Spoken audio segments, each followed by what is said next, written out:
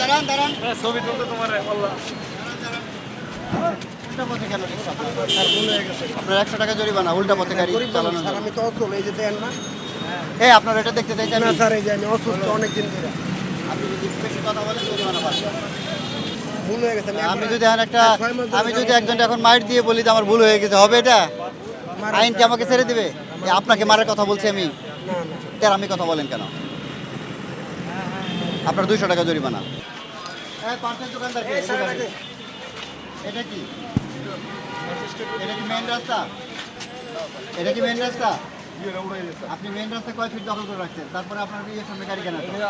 কার গাড়িটা? পাবলিকের গাড়ি। আপনার দোকানের সামনে কাজ কি? এটা আপনি কেন রাখছেন? এটা 5,000 টাকা জরিমানা। আর ফার্দার এই জিনিস এখানে থাকবে না। এই জিনিস কেন রাখছেন আপনি বলেন? আপনি গাড়ি কেন, যখন গাড়ি নামবে তখন নামবে, এটা বসাবেন। আপনি গাড়ি সাপোজ একটা গাড়ি মেরামত করলেন ভেতরে, যখন করা শেষ তখন এটা দিবেন, আবার যখন উঠবে তখন দিবেন। কিন্তু সার্বক্ষণিক এটা তো অল টাইম রাখেন, আপনি 24 ঘন্টায় রাখেন। আপনাদের 5,000 টাকা জরিমানা, আর এখানে কোনো গাড়ি পার্কিং হবে না।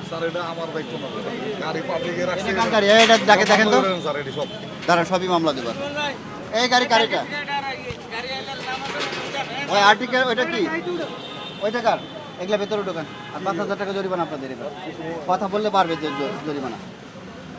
এই টাকাদের আপনি বুঝেন না যে একদম সাইডে রিক্সা পার্কিং করতে হয়? কিন্তু সবাই জানে, আপনি জানতে থাকেন। আপনি রিক্সা চালান, আপনাকে জানতে হবে তো, এটা। আমি এই রিক্সায় সাইডে করেছি, তা আমি তো জানি না। আমি তো পা রিক্সা চালাই, তাই না? আমার কি তো ভাড়া বুড়ি নেই, সারাদিন 200-300 টাকা ভাড়া বুড়ি চালাই। তাই যদি 100 টাকা জরিমানা করে, তাহলে কি আমি পেট বাঁচবো? আমি তো জানি না। ওই পাশে তো গাড়ি ছিল, সিএনজি ছিল, এই জন্য, আর বাস ছিল বলে